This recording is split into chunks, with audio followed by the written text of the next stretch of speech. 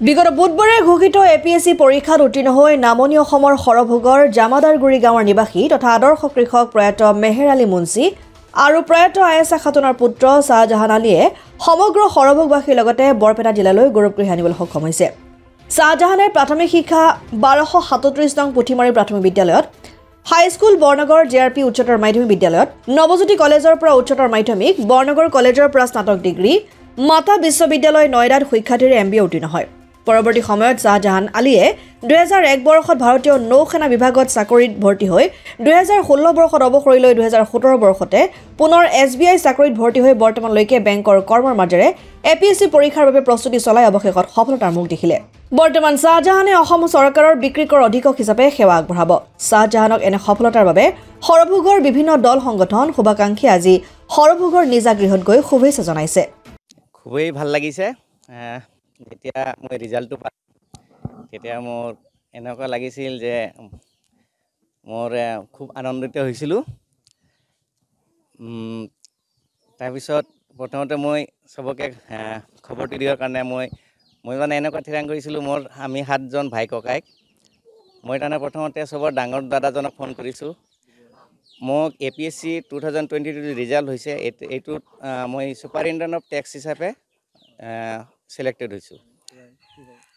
এনেকুৱা দৈনিক কিবা ফিক্সড এটা টাইম নাছিল, মানে যেতিয়াই টাইম পাইছিলোঁ তেতিয়াই মই পঢ়িছিলোঁ, কাৰণ কৰ্ম ব্যস্ততাৰ মাজত টাইমটো মিলাব লগা হৈছিল। পৰীক্ষাৰ আগত অলপমান কেইদিন ছুটি লৈছিলোঁ, সেইটো সময়ত অলপ পঢ়া হৈছিল। বাকী নৰ্মেলি 2 ঘণ্টা 3 ঘণ্টা 4 ঘণ্টাকৈ পঢ়িছোঁ। পৰীক্ষাৰ আগত কেতিয়াবা 12 ঘণ্টা 14 ঘণ্টা এনেকুৱা পঢ়া হৈছে।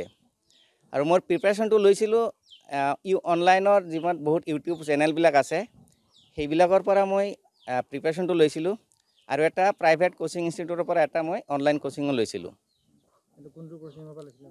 মই SPM IS একাডেমীৰ পৰা লৈছিলোঁ। মই নৱপ্ৰজন্মক এইটোৱে আহ্বান জনাব বিচাৰোঁ যে যদি নিজৰ ধৈৰ্য থাকে, হাৰ্ডৱৰ্ক থাকে, তেনেহ'লে যিকোনো কামতে সফল হ'ব পাৰিব। এনেকুৱা নহয় যে কোনোবা ৰিজাল্ট ভাল হ'ল, মেট্ৰিকত ভাল হ'ল, হায়াৰ ছেকেণ্ডেৰীত ভাল হ'ল, ভাল ৰিজাল্ট কৰা মানুহজনে যে APSC বা UPSC ক্ৰেক কৰিব পাৰিব, এইটো কথা নহয়। কাৰণ আজিকালি এটা চাইছে আপোনালোকৰ যিটো 12 ফেইল মুভি আহিছে, সেইটো এজন মানে কি এটা ফেক্টৰ ওপৰত মানে জড়িত মুভিটো ওলাইছে। তাতে এজন 12 ফেইল এজন ষ্টুডেণ্টে তাৰপিছত বৰ্তমান IPS হ'বলৈ সক্ষম হৈছে। গতিকে মই সকলোকে নৱপ্ৰজন্মক এইটোৱে জনাব বিচাৰোঁ যে হাৰ্ডৱৰ্ক কৰিব লাগিব, ধৈৰ্য থাকিব লাগিব।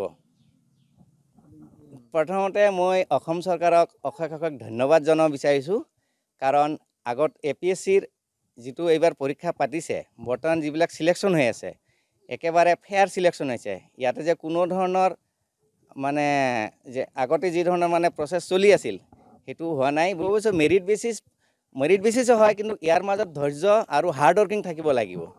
মেৰিট মানে মই আগতেও ক'লোঁ যে এনেকুৱা নহয় যে মোৰ ৰিজাল্টটো খুব ভাল হৈছে মই APSC বা UPSC পাম, বা বেলেগ ভাল ৰিজাল্ট কৰা মানুহে APSC UPSC ক্ৰেক কৰিব পাৰে, সেইটো কোনো এটা কথা নহয়।